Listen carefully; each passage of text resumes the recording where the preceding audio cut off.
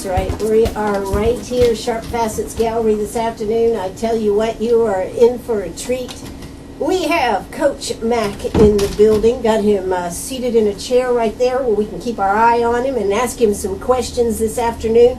Yes, he is the head coach of the football team over there at the Vikings. That's right, on WCRS. You will be able to hear not only on the radio, but on the stream to your smartphone. You'll be able to hear it everywhere. And who will you hear? Well, in the studio here with me today is the one and only, the play-by-play guy, Rob Gilchrist. How you doing, Rob? Doing pretty good. Well, it's great to have you here. And Coach Mack, how are you doing? Oh, we're doing well today, Ann. We're doing well today. Well, you know, I know that it was tough at the end of last season, but I also know that you view things one game at a time, kind of like that TV show. What was it, One Day at a Time? Yeah, we take it 1 minute at a time at the high school level, but you can't afford to get too far ahead of yourself in the business we're in. That's right. So, did you spend the summer? Did some of your students be working out and getting ready to go? I've been working real hard. We started the Monday after graduation and worked 4 days a week from 8 to 12, and had great turnout every day, and the kids continued to get in better shape and got stronger, and as we've done all after the season. So we had a very good summer, and we're looking forward to continuing this preseason up to the first game.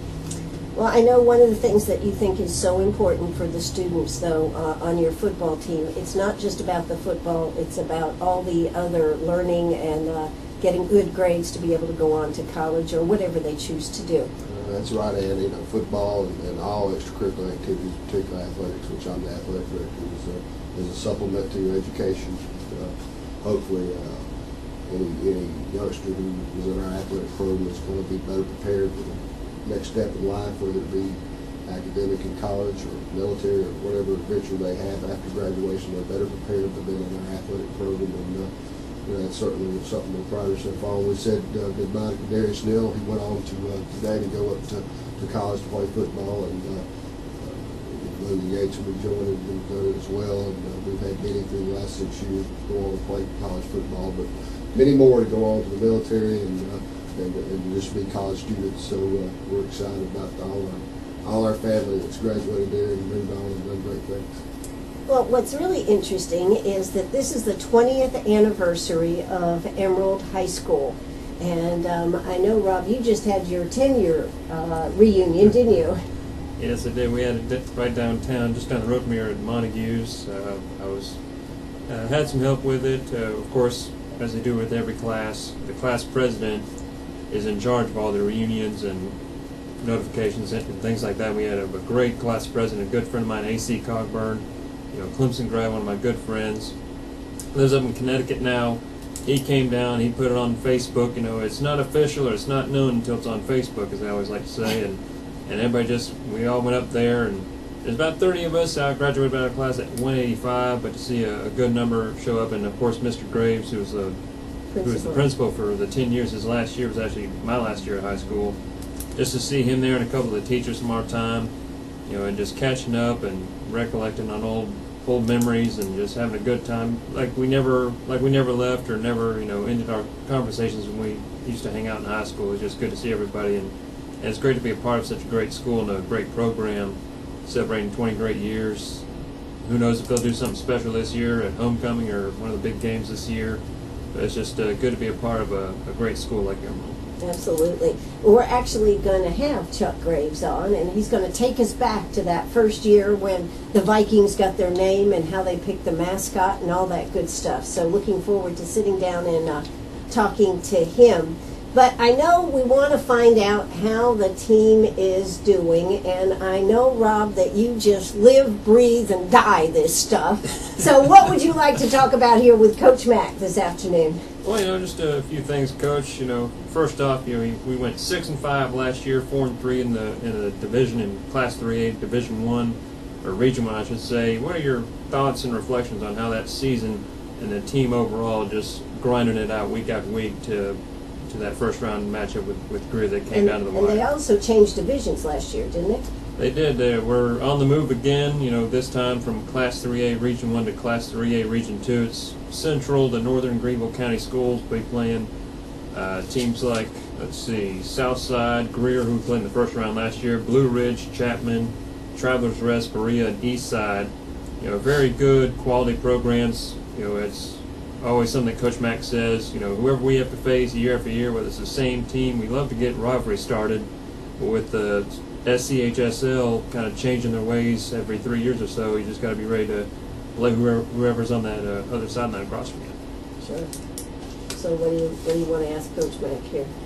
What are your thoughts on last season, and how is, Ann touched on this a little bit ago, what are your thoughts on how the preseason has been going as you go through another transition year this time, moving from region to region? Well, last year's football team, they were a special bunch of kids. First team I think that I've had for all 4 years. All our football teams were close, but we were really close to that one.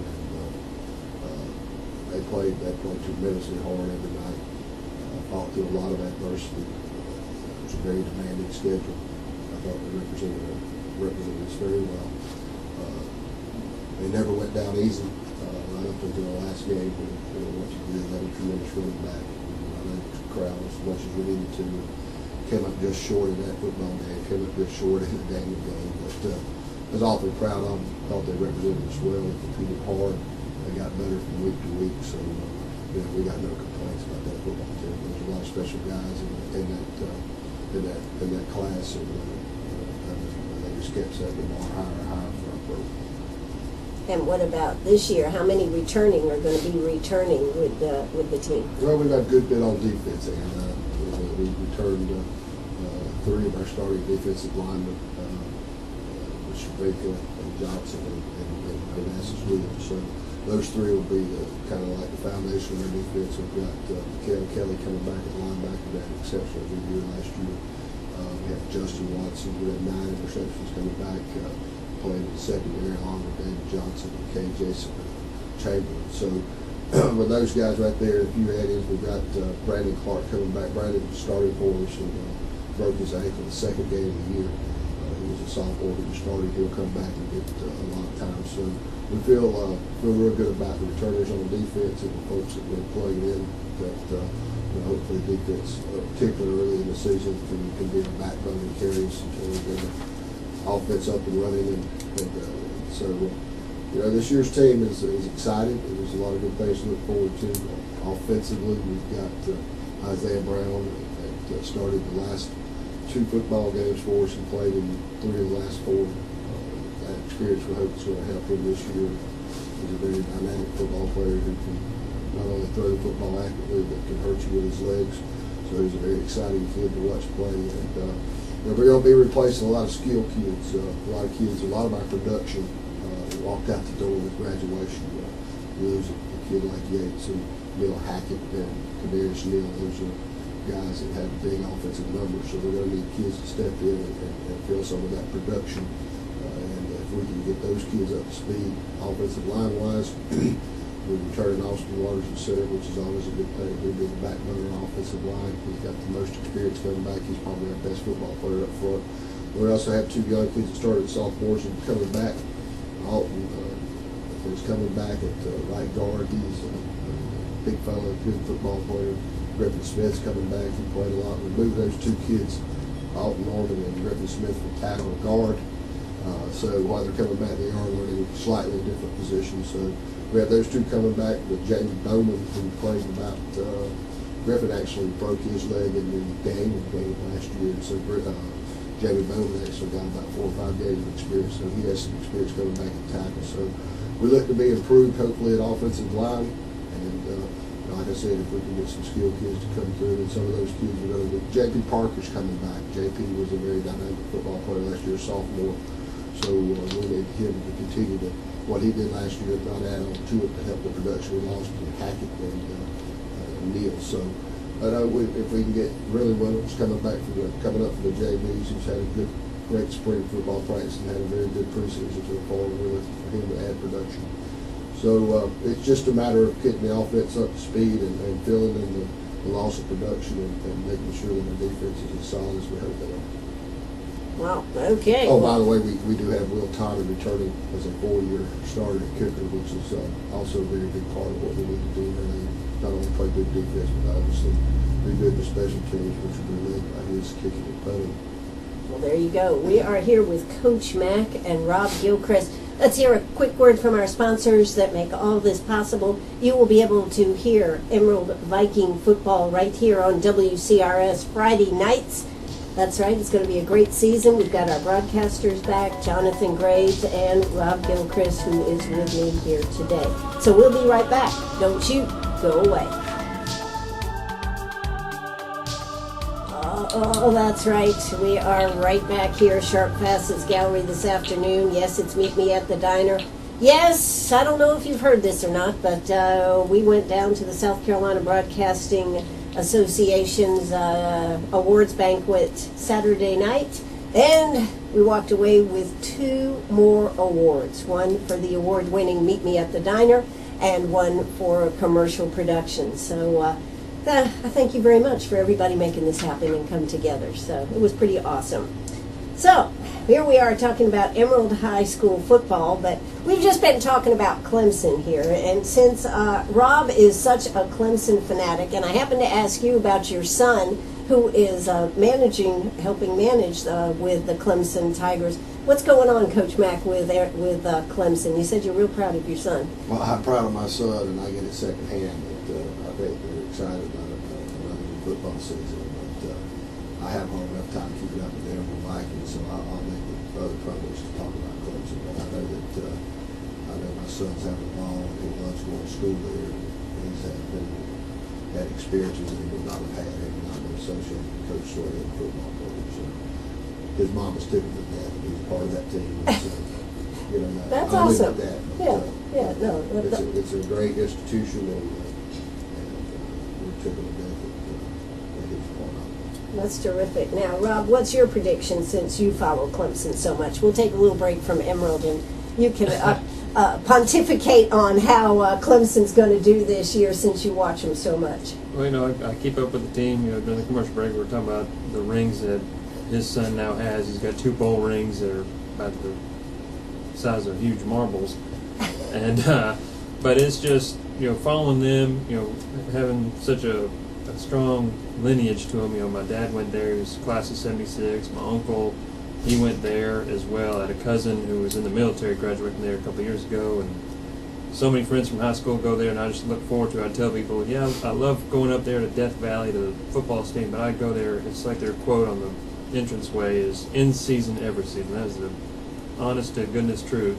You go up there, there's always something to see every time of the year, but of course everyone looks forward to fall down here in the South.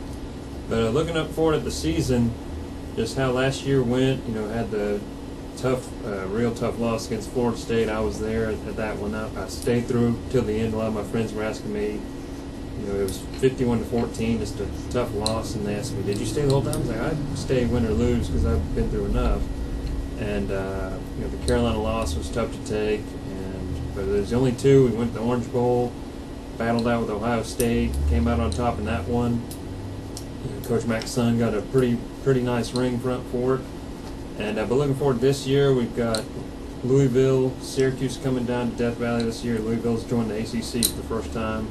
That'll be exciting. Hate that we won't be able to see Teddy Bridgewater try to light it up against our defense, and I always tell people, I call the games on Friday nights, and I go to the Clemson home games on Saturdays, and I don't know if I'm around the game so much, but it seems like the games are mirror images of each other. Like I'll be sitting in Death Valley with my family and my friends, and a play will happen. Like we'll score a touchdown, and I'll be like, "That looks like the one that happened last night against Daniel or Seneca. This game's going just like is this deja vu? It's deja vu 2 days a week, and which is always exciting. But I think we'll have a good year. Hopefully we'll get Carolina's number finally and end the losing streak to them, and we'll have to go down to Tallahassee in a couple week 2 or 3, and of course we got to go to Athens. I know your son's looking forward to that to play Georgia, and that's always a house of pain for many teams. Hopefully we'll come out of there with a victory for ourselves for Clemson. But it should be another successful year. We just got 7 different kinds of smoke at running back, and I've talked to a lot of players at the spring game, and I talked to a lot of people who were around the game and around the team, and I how is it from your perspective? And they say, oh, the team looks good. One of my mom's friends went to the ladies' clinic recently, and she got to talk to Coach Morris, the offensive coordinator, who I got to meet at the spring game back in April, and she asked, how's the team look? He goes, we're going to be just fine. We got a good group of guys. We got Cole Stout. We got Deshaun Watson coming in as a freshman. We got good receivers. It's a lot of players by committee. It's not leaning on one or two guys at running back or receiver. We've got 5 or 6 on both sides of the football, especially at those playmaker spots in running back and receiver. So, and of course our D-line, much like Emerald's, a lot of, I think 3 or 4 of them are coming back. Vic Beasley, he's the talk of the town now, and it should just be another successful year, but we won't know till August 30th rolls around, the night after we play at 96, how the season's going to look right then and there. And you'll be able to hear it right here on WCRS, because we carry Clemson right here. I'll tell you one story about Clemson. Okay. A lot of our kids, we talk football all the time, and they're always asking me, who's your favorite college football team? Of course, as a high school coach, my favorite college football team is whichever one has one of my kids on.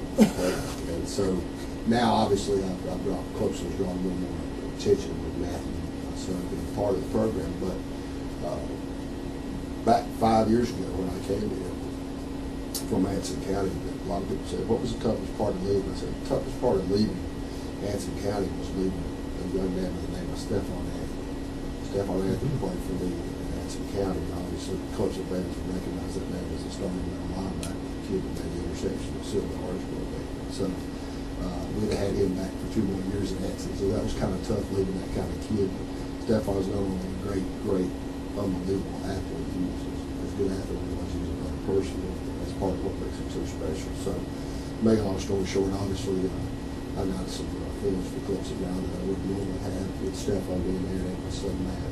But I pull for whatever college football team is willing to give our kids the opportunity to play. I think that's pretty awesome. Well, you've had some scrimmages already, right? You've got a scrimmage coming up? Yeah, we're going to go to, weather willing, we're going to go tomorrow evening and scrimmage at Seneca with Coach Cathcart's football team and a team from Tigersville. So part of the scrimmage at Greenwood was rained out. We didn't get the scrimmage here at Seneca, and the scrimmage Greenwood and Clinton. So we're going to go up there tomorrow and get another one under our belt. Our starting center was out for the scrimmage last Friday. We had him out for precaution, and we're going to get him a little work along with some other guys. So hopefully we're going to go up there and have a good night tomorrow night and learn a lot about our football team. Sure.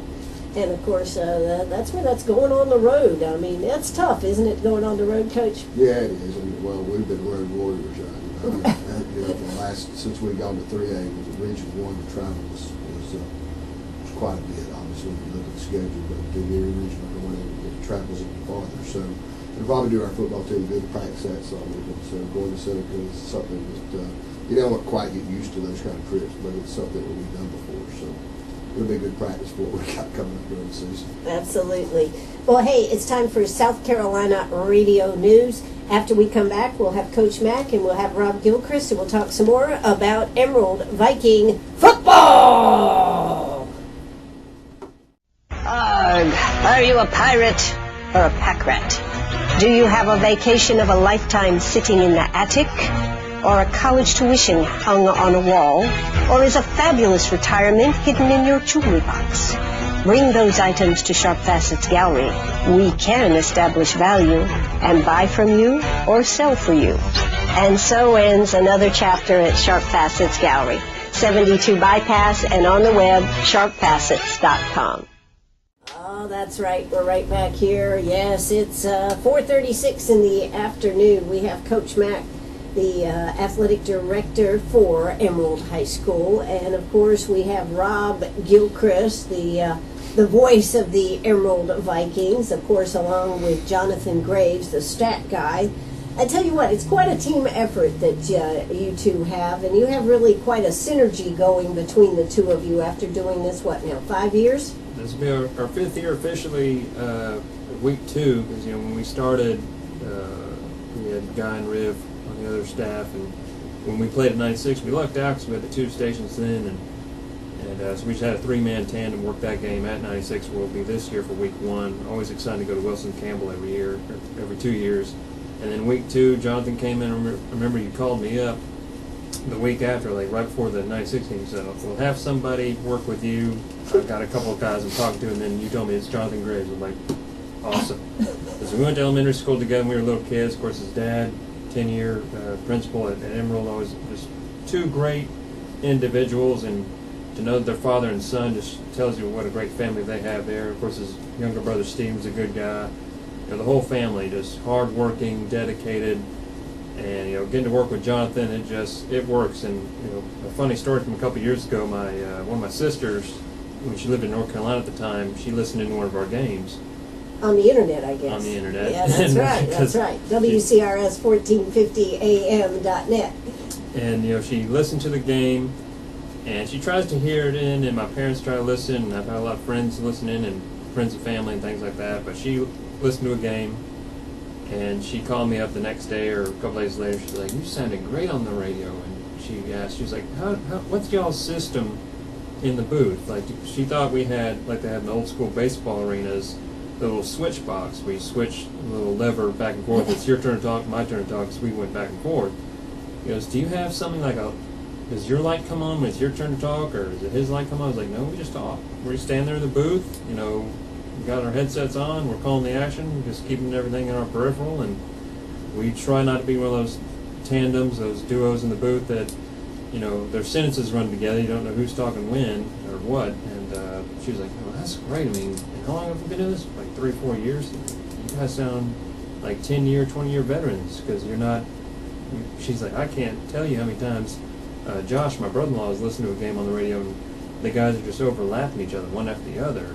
To hear us is a good thing, because he knows she can understand us, and we got good dialect, and we just sound professional. It's always good to get a compliment, especially from family and friends." And I tell people about you got a compliment from a radio manager down in the lower part of the state near Savannah. It's one of my favorite stories to tell. He told me and Jonathan one day after a game that he called you up, or you got in touch with him. He said, "How long have your guys been together?" He's like, "Oh, a couple of years." He goes, "They sound amazing, professional." That was one of the best compliments. Me and Jonathan were completely speechless after getting a compliment like that, and that just shows you, Well, you got to have that synergy. You got to have that working together, just like you have to have on the team. But, part of what makes you guys good is you're prepared. That's right. You're prepared every week. And I know, Coach Mack, for you getting this staff ready, you have a lot of help doing that. You've got a lot of other coaches that work with you, right? Yeah, we got a full coaching staff. And you have some new ones this year. We do have some new football coaches. We unfortunately lost our offensive coordinator, Chris Steele, who moved on to T.C. Roberson in Nashville, North Carolina, to be head coach, and Coach Anthony Freight went over to with Coach Ryder at Lawrence to be his defensive coordinator. So we had some holes to fill, and we were able to do that. We hired Kevin Jones out of Blue Ridge to be our defensive coordinator. We were able to bring on Landon Jackson, a very experienced linebacker coach and defensive back coach to help us. We added Coach Buffy to help with our wide receivers. So we added Mitch Felton, who is going to help us with the offensive line, and we added Drew Zandetti, who's going to help us in the secondary as well. So we were able to add some folks to our coaching staff, and I'm excited about them, and they're doing a really good job. That's terrific. It takes a lot of people to run a football team, doesn't it? Well, it does. Yeah, It does. But there's so many individual parts that have to come together. We're fortunate enough to, particularly this year, to have not only a lot of good numbers in our staff, but to have some quality people that know the game and have been in education and understand the process. So yes, it's certainly football is no one player can win a football game, and it takes a whole staff to get a bunch of kids ready to get to play on Friday. Absolutely. Well, Rob, I know you got some questions you'd like to ask Coach Mack here. What you got to say here? Oh, we've been talking about the transitioning from class to class and region to region. For so many years we were Class 2A, and we stayed where we were. We played, the 96s, the Abbevilles, the Saludas every single year. We got used to that, and then after 04, 05 is when transitions started coming. New schools sprouted up, small schools combined to become big schools, and everybody just had to work with the change, and no team has done that more than the Lakelands and Emerald.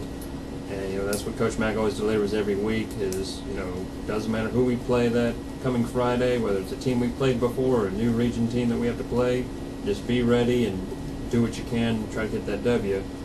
And Coach Mack, you talk about the transitions from region to region, and how about the JV players that get to move up and get their chance at playing backups? Maybe a few starters will fly in there depending on how the preseason goes.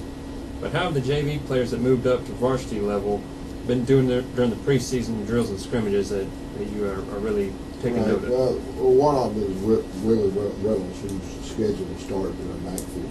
Really had a really good JV last year. He also, he got some time on Friday night spot play.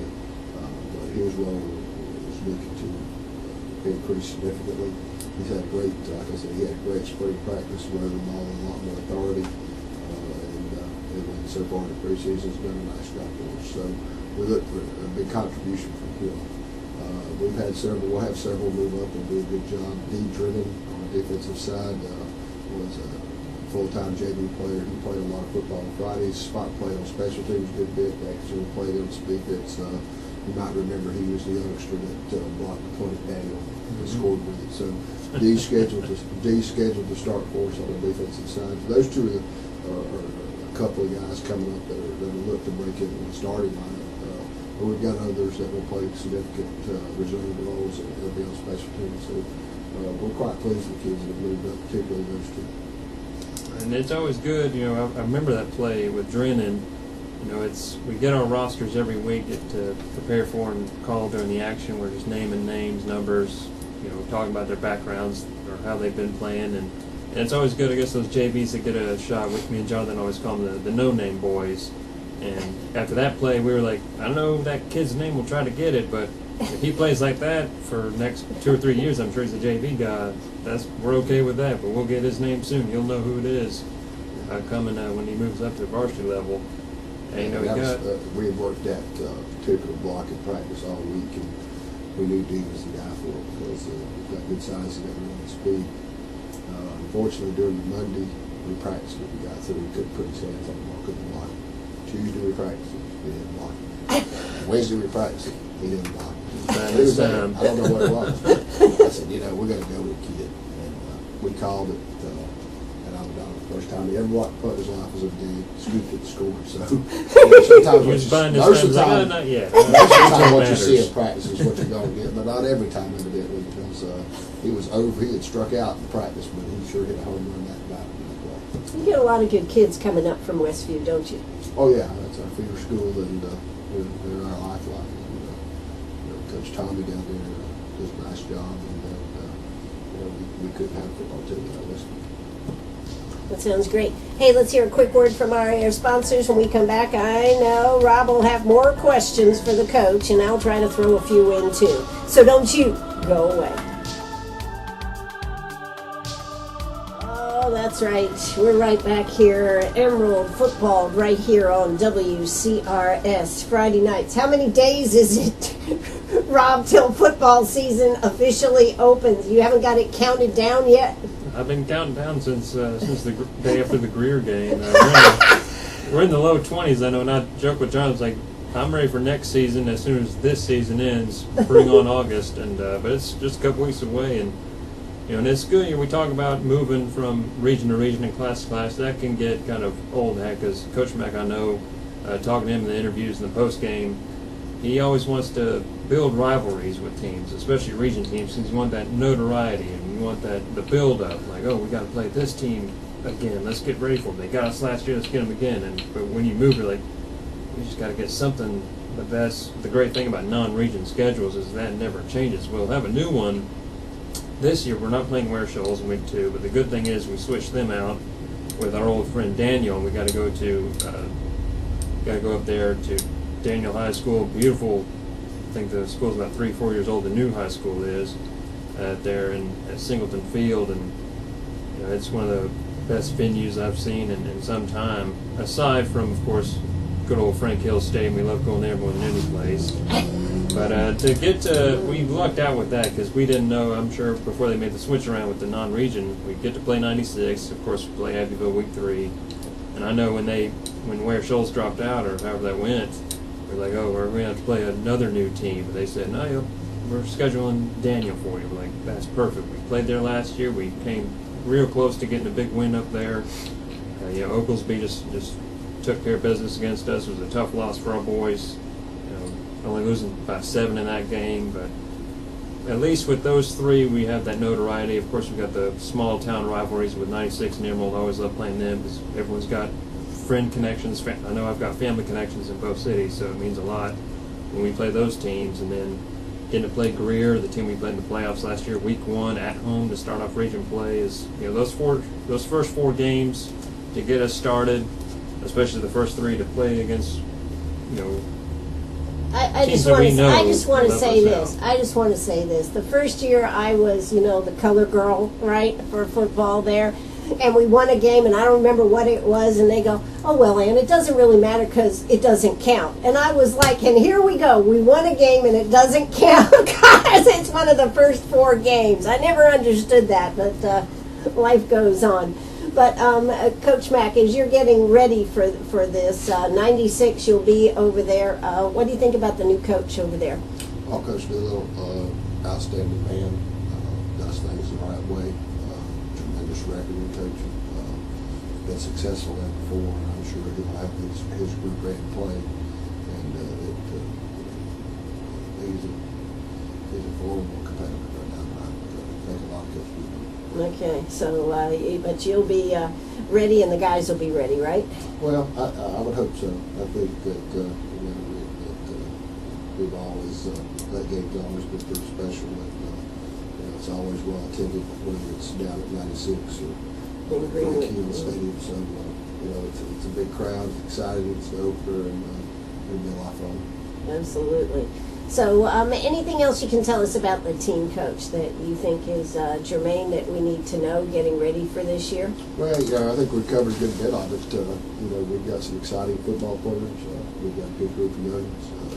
It should be a lot of fun on Friday nights, and I hope everybody would come out and support them. They've done a lot of work to get ready, and that doesn't mean we're going to win a football game, obviously, but I'm proud of them. I think our community will be proud of them. And, not only with our football team in here, but our cheerleaders have worked real hard, and our band has been winning. I see them out there on the field practicing. So, on Friday night, it's not just about the football players. Obviously, it's a football game, but a good bit of our school will be on display, and our RTC will be out working hard with Colonel Taylor, who does a fabulous job for our school.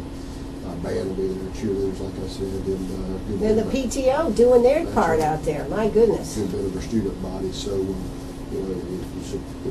you're not only supporting football, you're supporting the educational process, which is Friday Night Football is a big part of that, and we just look forward to it.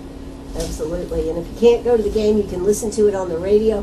One of the other things that I know a lot of people, Rob, like to do is tune us on in their smartphones because they can hear you guys and be right there in the stands watching the game. Oh yeah, it's we live in a great day and age this century, just with the internet age. That's what's helped out small schools and small radio stations like WCRS. People are like, AM station, they haven't been big in a long time, but thank goodness we can hook into the internet system, go right on the online, and you can listen there. I mean, we've had listeners down in Savannah, we've had them in Texas, we've had them all over the eastern seaboard. I think the Pendleton game, I remember, Ann, you made mention it was around Veterans Day. And you told me that an Emerald grad, I think a year or two before me, was stationed in Germany. He was in the military with his family, and he was listening in. And I, gave him a shout out and kind of tied it in with the Veterans Day coming up that year. And it just, blew me away that that someone would listen to us all the way across the pond. And that's the great thing that they can listen to on their tablets, on their iPhones, their iPads, their iMacs, their iWhatevers, they can listen to the iMacs. Emerald's football on an AM station, and we've been lucky. It's with our new system that we've had, and I want to thank Guy and Riv. They told us when we got our new radio box for the booth, they said you'll like this one. It's got more bells and whistles on it. And that helps us out a lot. Yeah, you guys sound good whether you're here in town or whether you're on the road, and that's pretty awesome. What do you think is the toughest team out there, Coach? for the season. What do you Oh, think? our I mean, schedule? you've got on your schedule here. What do you? There's several very good opponents. Yeah. You know, it's hard to say in pre-season. There's a lot of good teams, particularly in that first set there. You know, 96 will always a tough game, particularly when you're away. Another quality game, I think they're ranked in the top 10. You know, Avondale's football program is always strong. You got Greer, so those first 4 games, you can pretty much just pick one at all. They're very, very tough. And, you know, Chapman's got a good football team in the region. So, you know, anybody we play on any Friday night can get us, but we feel like if we're prepared, we ought to have an opportunity to be more competitive in the game to play. So, those first 4 games, they're really good fun. So tough football games, like I said, 96 away. You know, it doesn't matter what the football team are in that kind of game. Of course, that field game is a huge rivalry. Absolutely. So, And you always worry about them getting hurt during those first 4 games, don't you? well, I mean, I wouldn't matter getting hurt in every game. Right, but you know, that's kind of part of football, and you know, our youngsters will be okay. they'll be okay. All right. Well, you heard it right here on WCRS. Coach Mack saying it. We got homecoming coming up on the, I guess that's on the 3rd. Is that right? Is that what it is? Home, yeah. That'll be homecoming October 3rd. So you've got that coming up. And Rob, as we take it to the top of the hour, anything else you'd like to throw in there for us? Well, you know, just looking ready for another season. You know, we talk about going to 96 every single year. There's, you know, when we joined in the AM teams, you know, it was at the old press box, and I remember me, Guy, and Riv sitting out on the roof of the concession stand of the old press box, set up on a little buffet table, and we're just switching out 2-man tandems throughout the quarters. And it was humid. It's the end of August. You know, down here in the south, it'll be 80-some degrees even when the sun's down. And we were like, man, this is. We just got to tough through it. We've done that ever since with Jonathan and I. You know, we always do scout outs more on the teams. We also scout out the stadiums for road games. Like, okay, do they have a big press box on the home side, or at least a one on the away side? We don't want to be standing outside in the elements like we have been on a few games. But it's you know, talk about the fandom and the fanfare we get at Wilson Campbell. You know, I go out there a week or 2 prior, and you know, just to scout it out, see how it looks, the layout, and it's always great to see. It shows you the pride in small town football, like you have here in Greenwood, small city, like here in 96, and you see the blankets and those seat cushions already laid out in certain spots at Wilson Campbell. They haven't even played yet for a week away, and they've got their places reserved. It looks like, and that just shows you the kind of great fan base that they have for the Lakelands. We're in a great spot, and I know the teams we got to play in region. The good thing is, we talked about this during the commercial break, we get to go back and forth, and I know that'll get real tiring for Coach Mack and the boys and for Jonathan and myself, but getting to go back and forth is a good transition once again to go to a new region. But we're just ready to spot the ball and get back in the booth. And I know Coach Mack and the team are ready to get back on the gridiron and start things off. But you know, we've got to just get there. We've got 18 days, and we'll be ready. He does know how many days it is. I just know the next day's coming. My wife mentioned to me this morning that this was my 30th season as a coach.